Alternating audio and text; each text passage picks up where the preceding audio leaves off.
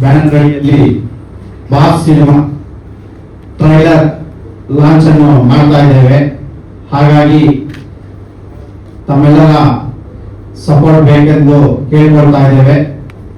ಈ ಇವೆಂಟ್ಗೆ ನಾಯಕ ನಟರಾಗಿ ನಮ್ಮ ತನುಷ್ ಅವರು ಬಂದಿದ್ದಾರೆ, ನಿರ್ಮಾಪಕರಾಗಿ, ಜೊತೆಗೆ ನಿರ್ಮಾಪಕರು ಕೂಡ, ಹಾಗೂ ನಮ್ಮ music director Davy Suresh sir ಬಂದಿದ್ದಾರೆ, ನಮ್ಮ ಕಲಾವಿದರಾದಂತಹ ವೀರಂಕೇಶ್ವರ್ ಸರ್, ಮತ್ತೆ ಭೀಷ್ಮರಾಮಯ್ಯ, ಲಕ್ಷ್ಮಣ್ ಪೂಜಾರ್ ಮತ್ತು ಇನ್ನೂ ಅನೇಕ ಕಲಾವಿದರು ಬಂದಿದ್ದಾರೆ. ಈಗ ನಮ್ಮ ಬಾಸ್ ಸಿನಿಮಾದ ಟ್ರೈಲರ್ ಲಾಂಚ್ ಮಾಡ್ತಾ ಇದ್ದೇವೆ, ನೋಡಿ ಮಾಡಿ ಸರ್ ಪ್ಲೀಸ್. ನಮಗೆ ಕೋರ್ಟಲ್ಲಿ ಕೇಸ್ ಡಿಸ್ಮಿಸ್ ಆಯಿತು, ಅದಕ್ಕೋಸ್ಕರ ಕರೆದಿದ್ದು. ಮತ್ತೆ ಟ್ರೈಲರ್ ಲಾಂಚ್ ಇವೆಂಟ್ಗೆ ಕರೆದಿದ್ದು. ನೀವೆಲ್ಲರೂ ಬಂದಿರೋದು ಖುಷಿ ಆಗ್ತಾ ಇದೆ. ಡೈರೆಕ್ಟರ್ ಮಾತಾಡ್ತಾರೆ. ನಮಸ್ಕಾರ. ಇವತ್ತು ವಿಶೇಷವಾಗಿ ತುರ್ತು ಎಮರ್ಜೆನ್ಸಿ ಪ್ರೆಸ್ ಮೀಟ್ ಕರೀತೇವೆ. ಹಾಗಾಗಿ ಈ ಪ್ರೆಸ್ ಮೀಟ್ಗೆ ನಮ್ಮ ಮ್ಯೂಸಿಕ್ ಡೈರೆಕ್ಟರ್ ಡೇವಿ ಸುರೇಶ್ ಅವರು ಬಂದಿದ್ದಾರೆ, ನಮ್ಮ ಕೋ ಡೈರೆಕ್ಟರ್ ಮಂಜುನಾಥ್ ಇದ್ದಾರೆ, ನಮ್ಮ ಕಲಾವಿದರಾದಂತಹ ಭೀಷ್ಮರಾಮಯ್ಯ ಅವರಿದ್ದಾರೆ, ಲಕ್ಷ್ಮಣ್ ಪೂಜಾರ್ ಇದ್ದಾರೆ, ಮತ್ತೆ ವೀರಂಕೇಶ್ ಅವರಿದ್ದಾರೆ. ಜೊತೆಗೆ ನಮ್ಮ ನಾಯಕ ನಟರು ಮತ್ತು ನಿರ್ಮಾಪಕರಾದಂತಹ ತನುಷ್ ಶಿವಣ್ಣ ಅವರು ಕೂಡ ಭಾಗವಹಿಸಿದ್ದಾರೆ.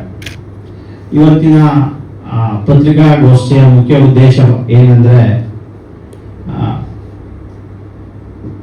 ಸನ್ಮಾನ್ಯ ಶ್ರೀ ದರ್ಶನ್ ಸರ್ ಮತ್ತೆ ವಿಜಯಲಕ್ಷ್ಮಿ ಮೇಡಮ್ ಅವರು ನಮ್ಮ ಮೇಲೆ ಬಾಸ್ ಸಿನಿಮಾ ಬಿಡುಗಡೆಯಾಗಬಾರ್ದು ಅಂತ ಹೇಳಿ ಸ್ಟೇಗೆ ಹೈಕೋರ್ಟ್ನಲ್ಲಿ MFA ಫೈಲ್ ಮಾಡಿದ್ರು. ಅದನ್ನ ಕೋರ್ಟ್ ಡಿಸ್ಮಿಸ್ ಮಾಡಿದೆ ಮತ್ತು ಟ್ರೈಲರ್ ಲಾಂಚ್ ಅನ್ನ ನಾವು ಮಾಡ್ತಾ ಇದ್ದೇವೆ.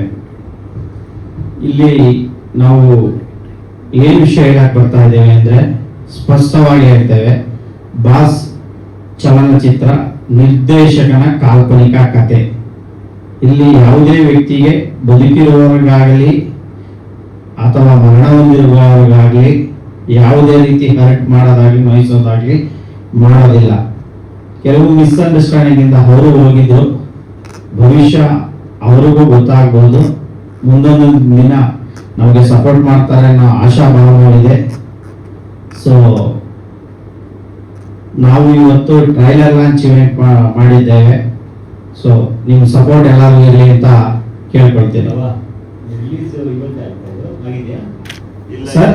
ಇಲ್ಲ ಇಲ್ಲ ಇಲ್ಲ ಸರ್, ಇಲ್ಲ ಅಲ್ಲಿ ಏನಾಗಿದೆ ಅಂದ್ರೆ ಟ್ರೈಲರ್ ಇಲ್ಲ ಇಲ್ಲ ಇಲ್ಲ ಅಲ್ಲಿ ಏನಾಗಿದೆ ಅಂದ್ರೆ ಸರ್, ಟ್ರೈಲರ್ ಲಾಂಚ್ ಅನ್ನೋದು ನಮ್ಮ ಕೋ ಡೈರೆಕ್ಟರ್ ಜಡ್ಜ್ಮೆಂಟ್ ಆದಾಗ ಟೈಪ್ ಮಾಡ್ತಿದ್ರು, ಆ ಟೈಪಿಕಲ್ ಮಿಸ್ಟೇಕ್ ಇದೆ, ಇವತ್ತು ಆಗ್ತಾ ಇಲ್ಲ ಸರ್, ರಿಲೀಸ್ ಆಗ್ತಾ ಇಲ್ಲ ಸರ್.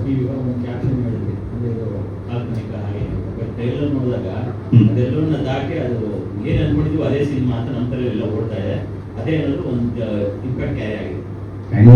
ಡೆಫಿನೆಟ್ಲಿ ಇಲ್ಲ ಸರ್, ಇದು ನಿರ್ದೇಶಕನ ಕಾಲ್ಪನಿಕ ಕತೆ. ನಾನು ಡೇ ಒನ್ನಿಂದ ಹೇಳ್ತಾ ಇದ್ದೀನಿ, ಇವತ್ತು ಹೇಳ್ತಾ ಇದ್ದೀನಿ, ಇದು ಕಾಲ್ಪನಿಕ ಕತೆ, ಯಾವುದೇ ನೈಜ ಘಟನೆಗಳನ್ನ ತಗೊಂಡು ಮಾಡಿರುವಂತ ಘಟನೆ ಅಲ್ಲ ಸರ್. ಈ ಪರ ಮತ್ತೆ ವಿರೋಧ ಅಂತ ಇರುತ್ತೆ. ಇಲ್ಲಿಗ ಟ್ರೇಲರ್ ನೋಡಿದಾಗ ಏನಿದೆ ಅದೆಲ್ಲ ತುಂಬಾ ಪಾಸಿಟಿವ್ ಏನೋ ಕ್ಯಾರಿ ಆಗಿದೆ ಸರ್. ಆ ಶೆಡ್ ಅದೆಲ್ಲ ಪಾಸಿಟಿವ್ ಅಂದ್ರೆ ಆ ಪರ ಅವ್ರ ಪರವಾಗಿ ಇದೆಯೇನೋ ಅಂತ ಅನ್ಸುತ್ತೆ. ಈಗ ಕೇಸ್ ಈಗ ಏನಾಗಿರುತ್ತೆ, ಇನ್ಸ್ಪೆಕ್ಟರ್ ಕೇಸ್ ಇದು 18 ಹಾಕ್ತೀನಿ A1 ಹಾಕ್ತೀನಿ ಅಂತ. ಸೊ ಈ ವಿಚಾರ ಎಲ್ಲ ಮುಂದೆ ಅದು ಇಶ್ಯೂ ಅನ್ಸಲ್ವಾ ನಿಮ್ಗೆ? ಇಲ್ಲ ಸರ್, ದಯವಿಟ್ಟು ನೀವು ಯಾಕೆ ಎಲ್ಲಾನು ಕೂಡ ಅದಕ್ಕೆ ಕಂಪ್ಯಾರಿಸನ್ ಮಾಡ್ತೀರಾ? ನಾವು ನೋಡಿದಾಗ ಅನ್ಸುತ್ತೆ ಇಲ್ಲ ಇಲ್ಲ ಇಲ್ಲ, ನೀವು ದಯವಿಟ್ಟು ಒಂದು ಕ್ರೈಮ್ ಥ್ರಿಲ್ಲರ್ ಕಥೆ ಅಂದರ ಇರುವಂತಹ ಚಿತ್ರಗಳಲ್ಲಿ ಎಲ್ಲ ಬರುತ್ತೆ. ಇಲ್ಲಿ ನಮ್ಮ ಸಿನಿಮಾದು ಯಾವುದೇ ಒಂದು ನೈಜ ಘಟನೆ ಅಂತ ತೆಗೆದುಕೊಂಡು ನಾವು ಮಾಡಿಲ್ಲ sir. A1, A2, A3, A4 ಅನ್ನೋದು ಎಲ್ಲ ಕ್ರೈಮ್ ಅಲ್ಲೂ ಇರುವಂತದ್ದು. ಸೊ A10 ಅಂದಿದ ತಕ್ಷಣ ಕನೆಕ್ಟ್ ಮಾಡ್ಕೊಳ್ಳೋದಾಗುತ್ತೆ. ಇಲ್ಲ ಇಲ್ಲ ಇವಾಗ ನಾವು ಆದಷ್ಟು ಬೇಗ ವಿಜಯಲಕ್ಷ್ಮಿ ಮೇಡಮ್ ಅವ್ರ ಜೊತೆ ಮಾತಾಡ್ತೀವಿ, ಕೂತ್ಕೊಂಡು ವಿಚಾರವಾಗಿ ಮಾತಾಡ್ಬಿಟ್ಟು ಒಂದು ತೀರ್ಮಾನಕ್ಕೆ ಬರ್ತೀವಿ. ಏನಕ್ಕೆ ಅಂತ ಹೇಳಿದ್ರೆ ಇದು ಮುಂದೆ ಡ್ರಾಗ್ ಮಾಡ್ಕೊಂಡು ಹೋಗೋದು ಬೇಡ. ನಮ್ದು ಕಳಕಳಿ ಮನವಿ ಏನಂತ ಹೇಳಿದ್ರೆ ಇಷ್ಟು ದಿನ ಆಯ್ತು, ಗೆದ್ವಿ ಸೋತ್ವಿ ಅನ್ನೋ ಪ್ರಶ್ನೆ ಬರಲ್ಲ ಇಲ್ಲಿ. ನಾವು ಗೆದ್ವಿ ನಾವು ಸೋತ್ವಿ ಅನ್ನೋ ಪ್ರಶ್ನೆ ಬರಲ್ಲ. ಇಲ್ಲಿ ಪ್ರಶ್ನೆ ಬರೋದೇನು ಅಂತ ಹೇಳಿದ್ರೆ ಕನ್ನಡ ಸಿನಿಮಾ ಅಳಿವು ಉಳಿವು ಎರಡೇ. ನಾವೆರಡರ ಬಗ್ಗೆ ಮಾತಾಡ್ಕೊಂಡು ಮುಂದೆ ಹೋಗೋಣ ಅಷ್ಟೇ. ಸರ್, ಈಗ ಕಾಂಟ್ರವರ್ಸಿ ಆಗೋಯ್ತು ಸರ್, ಕಾಂಟ್ರವರ್ಸಿ ಆಗೋಯ್ತು. ಕಾಂಟ್ರವರ್ಸಿ ಮಾಡ್ಕೊಂಡು ಕೇಸು ಆಯ್ತು, ಕೇಸು ದಾಟ್ಕೊಂಡು ಎಲ್ಲ ಬಂದ್ವಿ. ಮತ್ತೆ ಮತ್ತೆ ಹೇಳ್ಕೊಂಡು ಒಂದು ಕೂಸನ್ನ ಯಾಕೆ ಸಾಯಿಸೋದು ಅಲ್ವಾ? ಸರ್, ಈಗ ಪರ್ಟಿಕ್ಯುಲರ್ ಆಗಿ ಈ ಸಿನಿಮಾ ನೀವು ಹೇಳ್ತಾ ಇದ್ರೆ ಕಾಂಟ್ರವರ್ಸಿ ಬೇಡ ಅಂತ, ಬಟ್ ಇದು ಕಾಂಟ್ರವರ್ಸಿ ಇಂದಾನೆ ಶುರುವಾಗಿದೆ. ಈಗಲೂ ಕೂಡ ಕಾಂಟ್ರವರ್ಸಿಲೇ ಇದೆ. ಅದೇ ಕೋರ್ಟ್ ಮೆಟ್ಲ್ ಇರ್ತಕ್ಕಂಥದ್ದು. ಇವತ್ತು ಎಕ್ಸಾಕ್ಟ್ ಆಗಿ ಏನಾಯ್ತು ಕೋರ್ಟ್ ಅಲ್ಲಿ ಅನ್ನುವಂಥದ್ದು, ಜೊತೆಗೆ ಅಲ್ಲಿ ಅಂದ್ರೆ ಅವರ ಪರವಾಗಿರುವಂತ ವಕೀಲರಾಗಿರ್ಬೋದು ಮತ್ತೆ ಅವರ ವಾದ ಏನಾಗಿತ್ತು ಅಂತ. ಇಲ್ಲ, ವಾದ ಮೇಡಮ್ ಮತ್ತೆ ದರ್ಶನ್ ಸರ್ ಪರವಾಗಿರುವಂತ ವಿಚಾರ, ವಾದ ಎಲ್ಲ ಮುಗಿದೋಯ್ತು. ವಾದ ಎಲ್ಲ ಮುಗಿದಿರೋಂಥ ಟಾಪಿಕ್ ಇದು. ಅಂದ್ರೆ ಇವತ್ತಿದ್ದು ಬರೀ ಆರ್ಡರ್ಸ್ ಮಾತ್ರ. ಅಂದ್ರೆ ಅಡ್ಮಿಷನ್ ಅಂತ ಇತ್ತು, ಓವರ್ ಆಗಿ ಆರ್ಡರ್ ಕೊಟ್ಟರು. ಏನಂತ ಕೊಟ್ಟರು, ಇದು ಕೇಸ್ ಹಸ್ ಬಿನ್ ಡಿಸ್ಮಿಸ್ಡ್ ಅಂತ ಕೊಟ್ಟರು ಅಷ್ಟೇ. ದಾಸ್ ಅನ್ನೋ ರೀತಿ ಏನೋ ಬರುತ್ತೆ. ಈ ಬಾಸ್ ಎಂದಿಗೂ ನಿಮ್ಮ ದಾಸ, ಬಾಸ್ ಎಂದಿಗೂ ನಿಮ್ಮ ದಾಸ ಅಂತ. ನಿಮ್ಮ ಸೇವೆಗೆ ಸದಾ ಸಿದ್ಧ. ಹೇಳಿ ಹೇಗೆ? ಅದೇ ಡೈಲಾಗ್ ಇರೋದು.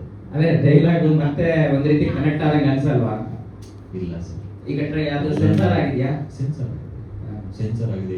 ಈ ಡೈಲಾಗ್ ಸಿನಿಮಾದಲ್ಲಿದೆ. ಸರ್, ನೀವು ಈಗ ಏನು ಯೂಟ್ಯೂಬಲ್ಲಿ ನೋಡ್ತಿದ್ದೀರಾ ಎಲ್ಲ ಸೆನ್ಸಾರ್ ಆಗಿದೆ ಅಂತದ್ದು. ಆದರೆ ಈ ಟ್ರೈಲರ್ ಸೆನ್ಸಾರ್ ಆಗಿಲ್ಲ. ಡೈಲಾಗ್ಗಳು ಇರೋ ಸಿನಿಮಾದಲ್ಲಿರೋ ಅಂಥವನ್ನ ತೆಗೆದುಕೊಂಡು ಹಾಕಿದ್ದೇವೆ. ನೀವು ಟೀಸರ್ ಟ್ರೈಲರ್ ಏನೇನು ನೋಡಿದ್ರಿ ಎಲ್ಲ ಸಿನಿಮಾದಲ್ಲಿರೋಂಥದ್ದು. ಬಟ್ ಟ್ರೈಲರ್ ಸೆನ್ಸಾರ್ ಆಗಿಲ್ಲ ಸರ್. ಟ್ರೈಲರ್ ಸೆನ್ಸರ್ ಆಗಿಲ್ಲ. ಆಗಿಲ್ಲ. ಕೋರ್ಟ್ ಕಟ್ಸ್ ಹೇಳಿಲ್ಲ.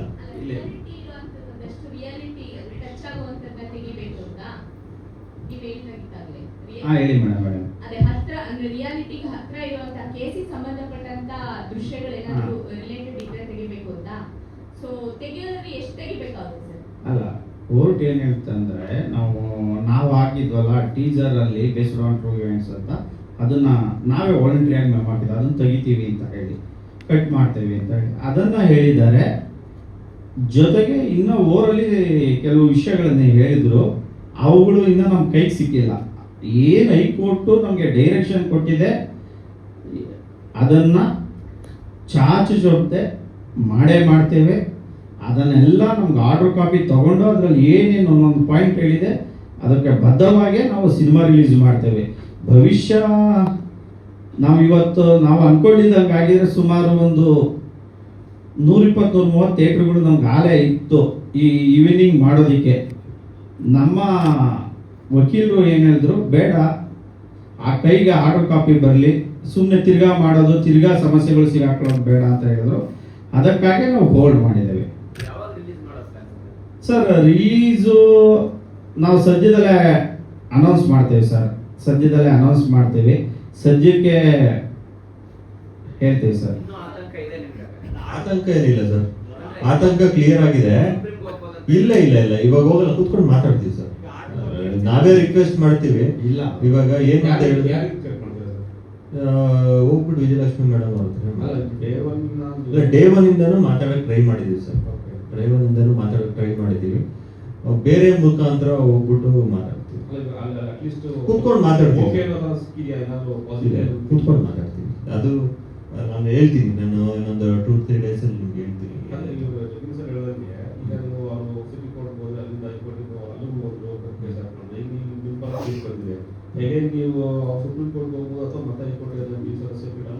ಅಲ್ಲ, ಇಲ್ಲ, ಅವ್ರ ವಕೀಲರು ಕೇಳಿದ್ರು, ಅವ್ರ ಸಾಹೇಬರು ಏನು ಆರ್ಡ್ರ್ ಮಾಡಿದ್ರು, ಅವಾಗ ಅಲ್ಲಿದ್ದಂಥ ದರ್ಶನ್ ಸರ್ ಮತ್ತು ವಿಜಯಲಕ್ಷ್ಮಿ ಮೇಡಮ್ ಅಡ್ವೊಕೇಟ್ಸ್ ಅಪ್ರೋಚ್ ಮಾಡಿದ್ರು. ಈ ಸಿನಿಮಾನ ಬಿಡುಗಡೆ ಆಗಲಿಕ್ಕೆ ನಮ್ಗೊಂದು ವಾರ ಕಾಲಾವಕಾಶ ಕೊಡಿ ಅಂತ ಹೇಳಿ ಬಿಡುಗಡೆ ಆಯ್ತು. ಅದಕ್ಕೆ ನಿಮ್ಮ ಮುಂದೆ ಏನೈತೆ ಪ್ರೊಸೀಜರ್ ಫಾಲೋ ಮಾಡಿ. ನಾನು ಇದು ಕೊಡಲ್ಲ, ನಾನು ಆರ್ಡ್ರು ಸಿನಿಮಾ ಬಿಡುಗಡೆ ಮಾಡಿ ಅಂತ ಮಾಡಿದ್ದೇನೆ, ಇದಕ್ಕೆ ನನ್ನ ಆರ್ಡ್ರಿಗೆ ನಾನು ಕೊಡೋದಿಲ್ಲ ಅಂತ ಜಡ್ಜ್ ಸಾಹೇಬ್ರು ಹೇಳಿದ್ರು, ಕೋರ್ಟ್ ಹೇಳಿತ್ತು. ನಂತರ ನಮ್ಮ ಹೀರೋ ಏನೋ ಮಾತಾಡಿದ್ದೀವಿ ಅಂತ ನನಗೆ ಈಗ ಹೇಳ್ತಾ ಇದ್ದಾರೆ. ಖಂಡಿತ ಮಾತಾಡಿದ್ರೆ ನಮ್ಮ ಒಳ್ಳೇದೇ ಸರ್. ಸರ್, ಈಗ ನೀವು ಇಷ್ಟು ಈ ಕೋರ್ಟ್ ಕೇಸ್ ಎಂಟ್ರಿ ಆದಾಗಿಂದ ನಿಮ್ಗೆ ಎಷ್ಟು ಖರ್ಚಾಗಿದೆ ಸರ್? ಕೋರ್ಟ್ ಕೇಸು ಅಂತ ಸುಮಾರಾಗಿದೆ ಬಿಡಿ, ಅದನ್ನ ಇವಾಗ ಮೀಡಿಯಾದಲ್ಲಿ ಲೆಕ್ಕ ಹೇಳೋದು ಬೇಡ. ಅದು ಸುಮಾರಾಗಿದೆ, ಸಾಕಷ್ಟು ಆಗಿದೆ. ಬರೀ ಅದೊಂದೇ ಅಲ್ವಲ್ಲ, ಇವಾಗ ಫೈನಾನ್ಸ್ಗೂ ತೊಗೊಂಡಿರ್ತೀವಿ, ಸಿನಿಮಾ ಖರ್ಚಾಗಿರೋ ದುಡ್ಡೆಲ್ಲ ಫೈನಾನ್ಸ್ಗೆ ತೊಗೊಂಡಿರ್ತೀವಿ. ಅದು ಬಡ್ಡಿ ಡೈಲಿ ಪ್ರಕಾರ ಹೋಗ್ತಾ ಇರುತ್ತೆ, ಮಂತ್ಲಿ ಪ್ರಕಾರ ಹೋಗ್ತಾ ಇರುತ್ತೆ. ಅದೆಲ್ಲ ತುಂಬ ಒಂದು ತಿಂಗಳು ಡಿಲೇ ಆಯಿತು ಅಂತ ಹೇಳಿದ್ರೆ ನಾನು ಒಂದು 15 ಲಕ್ಷ ಲಾಸ್ ಆಗುತ್ತೆ. ಬಿಟ್ಟಿರೋ ಇಲ್ಲಿಂದ ಇಲ್ಲಿವರೆಗೆ ಪೋಸ್ಟ್ ಇರ್ಬೋದು ಅಥವಾ ಬಿಟ್ಟಿರೋಲ್ಲ ಕಂಟೆಂಟ್ಸ್ಗಳು ಅದು ದರ್ಶನ ಅವ್ರಿಗೆ ನೇರವಾಗಿ ಕನೆಕ್ಟ್ ಆಗ್ತದೆ. ಯಾರೂ ಒಪ್ಕೋತಿಲ್ಲ, ಇಲ್ಲ ಅದಲ್ಲ ಅಲ್ಲ ಅಂತ ಹೇಳ್ತಿದ್ದಾರೆ. ಕೊನೆ ಡೈಲಾಗ್ ಅವ್ರು ಹೇಳ್ದಂಗೆ ಸಾಮಾನು ಬರುತ್ತೆ ಯಾರು ಯಾಕೆ ಒಪ್ಕೋತಿಲ್ಲ ಅಂತ. ಇಲ್ಲ ಸರ್, ನೀವು ನಿಮ್ಮ ಪ್ರಕಾರ ನಾವು ಒಪ್ಕೊಂಡ್ಬಿಡ್ಬೇಕು ಅದೇ ಅಂತ. ಬಿಟ್ಟಿರೋ ಕಂಟೆಂಟ್ ಅಲ್ಲ ಸರ್, ಈಗ ಅದಿಲ್ಲ ಸರ್, ಈಗ ಅದಿಲ್ಲ. ಏನ್ ಗೊತ್ತಾ ಸರ್ ರಮೇಶ್ ಸರ್, ಈಗ ನಾವು ಈಗ ಇಲ್ಲೇನ್ ಮಾತಾಡ್ತೀವಿ, ಈಗ ಮಲ್ಕೊಂಡಾಗ ಅದೇ ಕ್ಯಾನ್ಸಲ್ ಬರುತ್ತೆ ಅಂತ ನಂಬಿಕೆ, ಆ ರೀತಿ ಅಷ್ಟೇ ಸರ್. ಹಾ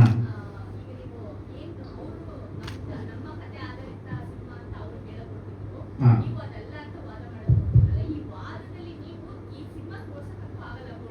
ಎಸ್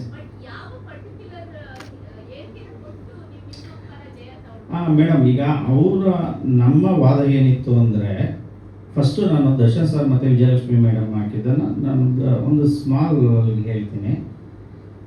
ಇದು ಬಾಸ್ ಅನ್ನೋದು ಒಂದು ಟ್ರಯಲ್ ಈಗ ನಡೀತಾ ಇದೆ ರೇಣುಕಾಸ್ವಾಮಿ ಅವರ ಪ್ರಕರಣ. ಆ ಘಟನೆಯಿಂದ ಪ್ರೇರಿತರಾಗಿ ಮಾಡಿದ್ದಾರೆ. ಏನು ಟ್ರಯಲ್ ನಡೀತಾ ಇದ್ರೆ ಆ ವಿಟ್ನೆಸ್ಗಳ ಮೇಲೆಲ್ಲ ಇನ್ಫ್ಲೂಯೆನ್ಸ್ ಆಗುತ್ತೆ, ಆದಾಗ ನಮಗೆ ಅಡ್ವರ್ಸ್ ಆಗುತ್ತೆ, ಜೊತೆಗೆ ನಮ್ಮ ಪರ್ಸ್ನಲ್ ರೈಟ್ಸ್ ಮೇಲೆ ಪ್ರಭಾವ ಬೀರುತ್ತೆ, ಮತ್ತು ಏನು ಸೆನ್ಸಾರ್ ಕೊಟ್ಟಿದ್ದಾರೆ ಸಿನಿಮಾ ಅದನ್ನು ಬ್ಯಾನ್ ಮಾಡಬೇಕು ಅಂತ ಹೇಳಿ ಅವರು ಹಾಕಿದ್ರು. ನಮ್ಮ ವಾದ ಏನಿತ್ತು ಅಂದರೆ, ಇದು ಒಬ್ಬ ನಿರ್ದೇಶಕನ ಕಾಲ್ಪನಿಕ ಕತೆ. ಭಾರತ ಸಂವಿಧಾನದಲ್ಲಿ ವಾಕ್ ಮತ್ತು ಅಭಿವ್ಯಕ್ತಿ ಸ್ವಾತಂತ್ರ್ಯ ನಮಗಿದೆ, ಫ್ರೀಡಮ್ ಆಫ್ ಸ್ಪೀಚ್ ಅಂತ ಏನು ಹೇಳ್ತೀವಿ, artistic freedom of speech article 91 class A ಪ್ರಕಾರ ಒಬ್ಬ ನಿರ್ದೇಶನಿಗೆ ಅವನ ಕಲ್ಪನೆಯಲ್ಲಿ ಮಾಡುವಂಥ ಕಥೆಗಳನ್ನು ಮಾಡ್ಬೋದು. ಇದು ನಿಜ ಜೀವನ ಅಲ್ಲ, ಘಟನೆ ಅಲ್ಲ. ನಾವು ಸಿನಿಮಾದ ಬಿಗಿನಿಂಗ್ 30 ಸೆಕೆಂಡಲ್ಲೇ ಹೇಳಿದ್ದೀವಿ, ಡಿಸ್ಕ್ಲೈಮರ್ ಹೇಳಿದ್ದೀವಿ, ಇದೊಂದು ಕೇವಲ ಕಾಲ್ಪನಿಕ ಕಥೆ ಅಂತ ಹೇಳಿ. ಸೊ ನಾವು ಯಾವುದೇ ಕಾರಣಕ್ಕೂ ಆ ಘಟನೆ ತಗೊಂಡು ಮಾಡಿಲ್ಲ. ಅವರ ವಾದ ಏನಿತ್ತು ಅಂದರೆ, ಚಾರ್ಜ್ ಶೀಟಲ್ಲಿ ಇರುವ ಅಂಶಗಳನ್ನು ಕೆಲವು ಇಲ್ಲಿ ಉಲ್ಲೇಖ ಮಾಡಿದ್ದಾರೆ, ಅದು ಪಬ್ಲಿಕ್ ಡೊಮಿನಿಯಲ್ಲಿ ಬರೋದಿಲ್ಲ. FIR ಇಸ್ ಎ ಪಬ್ಲಿಕ್ ಡೊಮಿನಿಯಲ್ಲಿ ಬರುತ್ತೆ, ಇದು ಬರೋದಿಲ್ಲ ಅಂತ. ನಮ್ಮ ವಾದ ಏನಿತ್ತು ಅಂದರೆ, ಒಂದು ಸಲ ವಿಷಯ ಸಮಾಜಕ್ಕೆ ಗೊತ್ತಾದಾಗ ಅದು ಪಬ್ಲಿಕ್ ಡೊಮಿನಿಯಲ್ಲಿ ಬರುತ್ತೆ, ಅದು ಪ್ರೈವಸಿಯಲ್ಲಿ ಬರೋದಿಲ್ಲ ಅಂತ ನಮ್ಮ ವಕೀಲರ ವಾದವಾಗಿತ್ತು ಮತ್ತು ನಮ್ಮ ಚಿತ್ರತಂಡದ ವಾದವಾಗಿತ್ತು. ಇದನ್ನೆಲ್ಲ ಪುನಸ್ಕರಿಸಿ ಅವರು ಹಾಕಿದಂತಹ ಅರ್ಜಿನ ಇವತ್ತ ಹೈಕೋರ್ಟ್ ವಜಾ ಮಾಡಿದೆ ಮೇಡಮ್. ತನು ಸರ್, ಇಲ್ಲಿ ಇಷ್ಟು ದಿನ ಲೀಗಲ್ ಆಗಿ ಫೈಟ್ ಮಾಡಿದ್ರಿ, ಎಲ್ಲವೂ ಆಗಿದೆ ಈಗ. ಮತ್ತೆ ನೀವು ಇಷ್ಟು ವರ್ಷಗಳ ಕಾಲ ಸಿನಿಮಾ ಮಾಡ್ಕೊಂಡು ಬಂದಿದ್ದು ಒಂದು ಗೆಲುವು ನೋಡೋದಕ್ಕೆ, ನಿಮ್ಮ ಧ್ವನಿಯಲ್ಲಿ ಅದು ತೊಳಲಾಟ ಇನ್ನೂ ಕೂಡ ಇದೆ. ಅಂದ್ರೆ ಎಲ್ಲವೂ ಕೂಡ ಮುಗಿದು ಬಿಡ್ಲಿ ಬೇಗ ಅಂತ. ಆಗಸ್ಟ್ ಅಲ್ಲಿ ದೊಡ್ಡ ದೊಡ್ಡ ಸಿನಿಮಾಗಳು ಲೈನ್ ಅಪ್ ಅಲ್ಲಿ ಇದೆ, ನಿಮಗೂ ಗೊತ್ತಿದೆ. ಆ ಸೈಕಲಾಜಿಕಲ್ ಸ್ಟ್ರೆಸ್ ಹೇಗಿದೆ ಅಂತ ಇಲ್ಲ? ಇಲ್ಲ, ಅದು ಸ್ಟ್ರೆಸ್ ಏನಿಲ್ಲ. ನನಗೆ ನಮ್ಮ ಸಿನಿಮಾ ಮೇಲೆ 100% ಕಾನ್ಫಿಡೆನ್ಸ್ ಇದೆ. ನಮಗೆ 10 ಸಿನಿಮಾಗಳ ಮಧ್ಯೆ ನಮ್ಮ ಸಿನಿಮಾ ಬಂದ್ರೂ ಗೆದ್ದೇ ಗೆಲ್ತೀವಿ ಅನ್ನೋ ಒಂದು ಕಾನ್ಫಿಡೆನ್ಸ್ ಇದೆ. ನಮ್ಮ ಸಿನಿಮಾಗಳ ಮಧ್ಯೆ ನಾವು ಬರಲ್ಲ, ಅಂದರೆ ನಮ್ಮ ಕನ್ನಡ ಭಾಷೆ ಸಿನಿಮಾಗಳ ಮಧ್ಯೆ ನಾವು ಬರಲ್ಲ, ದೊಡ್ಡ ದೊಡ್ಡ ಸಿನಿಮಾಗಳ ಮಧ್ಯೆ. ಹಂಗಂತ ನಾವು ಬರ್ದಂಗೂ ಇರೋದಕ್ಕಾಗಲ್ಲ. ಸೊ ಆಗಸ್ಟಲ್ಲಿ ದೊಡ್ಡ ಸಿನಿಮಾ ಬರ್ತಾ ಇದೆ, ಸಣ್ಣ ಸಿನಿಮಾ ಬರ್ತಾ ಇದೆ, ಅದೆಲ್ಲ ನೋಡ್ಕೊಂಡು ಕೂತ್ಕೊಳ್ಳಲ್ಲ ಸರ್. ಒಳ್ಳೆ ರೈಟ್ ಟೈಮ್ ನೋಡ್ಕೊಂಡು ಬಂದ್ಬಿಡ್ತೀವಿ. ನಾವು ಆ್ಯಕ್ಚುಲಿ ನಾವು ಪ್ಲಾನ್ ಪ್ರಕಾರ ಕೋರ್ಟ್ ಕೇಸ್ ಏನಾದರೂ ಮಂಗಳವಾರ ಅಥವಾ ಬುಧವಾರ ಏನಾದರೂ ಆಗಿದ್ರೆ ಈ ಫ್ರೈಡೇ ಬಂದ್ಬಿಡ್ತಾ ಇದ್ವಿ. ನಾವು 100% ಬರ್ತಾ ಇದ್ವಿ. ನಾವು ರೆಡಿ ಇದ್ದೀವಿ ಎಲ್ಲದಕ್ಕೂ. ನಾ ಅದೇ ಹೇಳ್ದಲ್ಲ, ಇದು ಮತ್ತೆ ಇನ್ನು ಜಂಜಾಟ ಬೇಡ. ಇದು ಆಲ್ರೆಡಿ ಎಳ್ಕೊಂಡು ಬಂದ್ಬಿಟ್ವಿ. ಆಲ್ರೆಡಿ 4 ತಿಂಗಳಾಯಿತು. 4 ತಿಂಗಳಿಂದ ಬರೀ ಕೋರ್ಟು ಕೇಸು ಅಂತ ಓಡಾಡಿ ನಮಗೂ ಬೇಜಾರಾಗಿದೆ. ಇವಾಗ ಏನಂತ ಹೇಳಿದ್ರೆ, ಅವರು ಇವಾಗ ಬೇಕು ಅಂತ ಯಾರು ಮಾಡಲ್ಲ ಸರ್, ಗೊತ್ತಿಲ್ಲದೇನೋ ಏನೋ ಮಿಸ್ಅಂಡರ್ಸ್ಟ್ಯಾಂಡಿಂಗ್ ಆಗಿ ಅವರು ಆಗ್ಬಿಟ್ಟಿದ್ದಾರೆ. ಕೂತ್ಕೊಂಡು ಇದನ್ನ ಸಾಲ್ವ್ ಮಾಡ್ಕೊಳ್ಳೋಣ ಅಷ್ಟೇ, ಮತ್ತೆ ಫರ್ದರ್ ಏನು ಹೋಗೋದು ಬೇಡ. ಅವರು ದೊಡ್ಡ ಮಟ್ಟಕ್ಕೆ ಸಾಧನೆ ಮಾಡಿದ್ದಾರೆ ದರ್ಶನ್ ಸರ್ ಅವರು. ಏನೋ ಒಂದು ಸಣ್ಣ ಮಿಸ್ಟೇಕ್ ಏನೋ ಆಗಿದೆ, ಅದೆಲ್ಲ ಕೋರ್ಟ್ ನೋಡ್ಕೊಳ್ಳುತ್ತೆ. ಇವಾಗ ನಮ್ಮ ಸಿನಿಮಾಗೆ ಸಂಬಂಧಪಟ್ಟಿದ್ದು ಏನಿದೆ ಅದನ್ನು ಕೂತು ಮಾತಾಡಿ ಪರಿಹಾರ ಮಾಡ್ಕೊಳ್ಳೋಣ. ನಾನು ಬೇರೆ ಮೂಲಕ ಇಷ್ಟು ದಿವಸ ಮಾತಾಡಿಲ್ಲ, ಬೇರೆ ಮೂಲಕ ಟ್ರೈ ಮಾಡಿಲ್ಲ ಅಂತ ಏನಲ್ಲ. ತುಂಬಾ ಸರ್ತಿ ಟ್ರೈ ಮಾಡಿದ್ದೆ, ಆದ್ರೆ ನನಗೆ ರೈಟ್ ಕಾಂಟ್ಯಾಕ್ಟ್ ಸಿಕ್ಕಿರಲಿಲ್ಲ.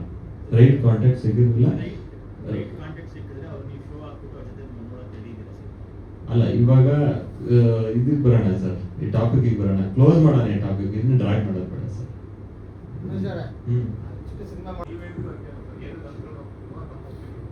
ಕಲ್ಪನೆ ಸರ್ ಅಷ್ಟೇ. ಸಿನಿಮಾ ಅನ್ನೋದೊಂದು ಫಿಕ್ಷನಲ್ ಸ್ಟೋರಿ, ಹಾಗಾಗಿ ಇದು ಫಿಕ್ಷನಲ್ ಮಾಡಿದ್ದೀವಿ sir, not A real incident sir.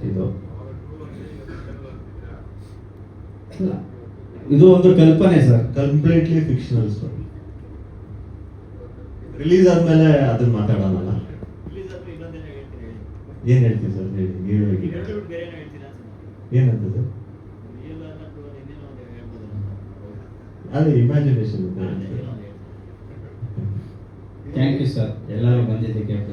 Thank you. ತುಂಬಾ ಧೈರ್ಯದಿಂದ ಮುನ್ನುಗ್ಗಿದ್ದಾರೆ. ಧನುಷ್ ಅವ್ರಿಗೆ ರಿಯಲಿ ಹ್ಯಾಟ್ಸ್ ಆಫ್. ಆದಷ್ಟು ಬೇಗ ಸಿನಿಮಾ ಕೂಡ ರಿಲೀಸ್ ಮಾಡ್ತೀವಿ, ಎಲ್ಲರೂ ಸಪೋರ್ಟ್ ಹೀಗೆ ಇರಲಿ. Thank you. ಎಲ್ಲರೂ ನಮಸ್ಕಾರ ಸರ್ ನಂದು ಸೆಕೆಂಡ್ ಲೀಡ್ ಆಗಿ ಮಾಡಿದ್ದೀನಿ. ಸೆಕೆಂಡ್ ಲೀಡ್ ಆಗಿ ಒಂದು ಪ್ರಮುಖ ಪಾತ್ರ ಮಾಡಿದ್ದೀನಿ. Restaurant owner. ಎಲ್ಲರೂ ನಮಸ್ಕಾರ. ನನ್ನ ಹೆಸರು ಲಕ್ಷ್ಮಣ್ ಪೂಜಾರಿ. ಮೂಲತಃ ರಂಗಭೂಮಿ ಕಲಾವಿದ. ಆಡಿಷನ್ ಕೊಟ್ಟೆ. ಸೊ ಡೈರೆಕ್ಟ್ರು ಪುಟ್ಟ ಪಾತ್ರ ಕೊಟ್ಟಿದ್ದಾರೆ. ಸಿನಿಮಾ ನೋಡೋದಕ್ಕೆ ನಾನು ಕಾಯ್ತಾ ಇದ್ದೀನಿ. ಸೊ ನಿಮ್ಮೆಲ್ಲರೂ ಸಪೋರ್ಟ್ ಬೇಕು, ಮೀಡಿಯಾದವ್ರದ್ದು ಸಪೋರ್ಟ್ ಇರುತ್ತೆ ಅಂತ ನಾನು ಭಾವಿಸ್ತೀನಿ. Thank you. ಮೆಡಿಕಲ್ ಶಾಪಲ್ಲಿ ಕೆಲಸ ಮಾಡ್ತಿರ್ತೀರಾ? ಮೆಡಿಕಲ್ ಶಾಪ್ ಹಿಂಗೆ ಮಾಡ್ತೀನಿ ಸರ್ ಇದು. ಬಟ್ ಅದು 2 ದಿನ ಮಾಡ್ತೀನಿ, ಅವ್ರು ಬಿಟ್ಟು ಹೋಗ್ತೀನಿ. ಎಲ್ಲರಿಗೂ ನಮಸ್ಕಾರ.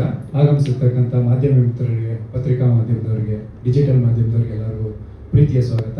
ಅಚಾನಕ್ಕಾಗಿ ಇವತ್ತು ಇದೊಂದು ಸೇರಿದ್ದು, ನಾವು ಎಲ್ಲೆಲ್ಲೋ ಇದ್ವಿ, ಇಮಿಡಿಯೇಟಾಗಿ ಫೋನ್ ಬಂತು, ಹಾಗೆ ಓಡ್ ಬಂದ್ವಿ. ಯಾವುದೇ ರೀತಿಯಾದಂಥ ಪ್ಲ್ಯಾನಿಂಗಲ್ಲಿ ಬಂದಿಲ್ಲ. ಸೊ ಓವರ್ ಆಲ್ ಸಿನಿಮಾದಲ್ಲಿ ಒಂದು ಒಳ್ಳೆಯ ಅವಕಾಶವನ್ನು ಮಾಡಿಕೊಟ್ಟಿದ್ದಾರೆ.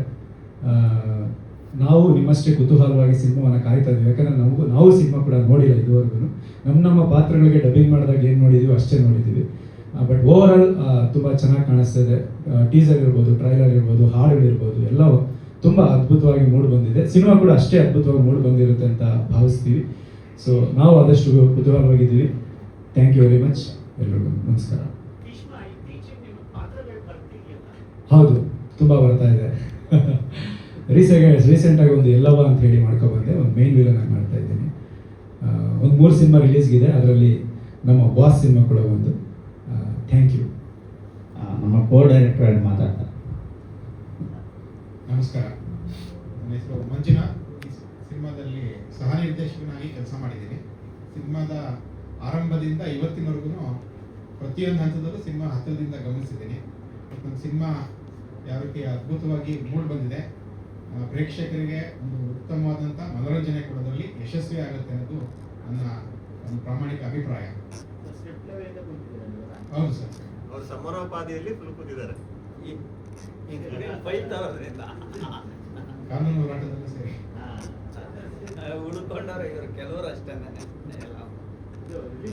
ಅಲ್ಲ, ಮ್ಯೂಸಿಕ್ ಡೈರೆಕ್ಟರ್ ಮಾತಾಡಲಿಲ್ಲ sir, please. Any lines, sir? You would speak about the movie, sir. Sir ಎಲ್ಲ ಇದ್ರೆ ಹೀರೋಯಿನ್ಸ್ ಹೆದರ್ಕೊಂಡು ಬರ್ತಾ ಇಲ್ವಾ ಅಂತ ಹೇಗೆ?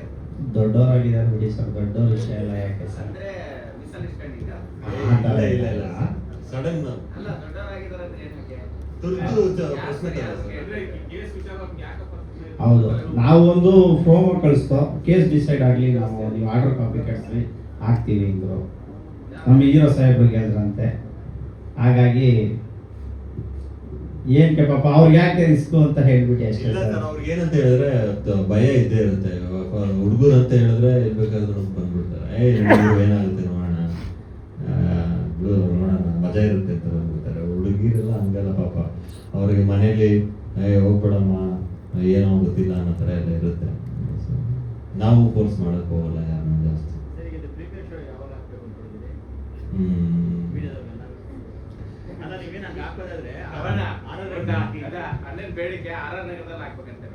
ಖಂಡಿತ ಹಾಕೊಂಬನ್ನಿ ಸರ್. ನಿಮ್ಮ ಮಂದಿರದಲ್ಲಿ ಸರ್ ಸಿನಿಮಾನೇ ಮಾಡಿದೀವಂತೆ. ಇಂಡಿಯನ್ ಕಾನ್ಸ್ಟಿಟ್ಯೂಷನ್ ಮೇಲೆ ನಂಬಿಕೆ ಇದೆ, ಯಾರು ಇದ್ರಲ್ಲ ಸರ್. ಕಾನೂನು ಅನ್ನೋದು ಸ್ಟ್ರಾಂಗ್ ಆಗಿದೆ ಸರ್.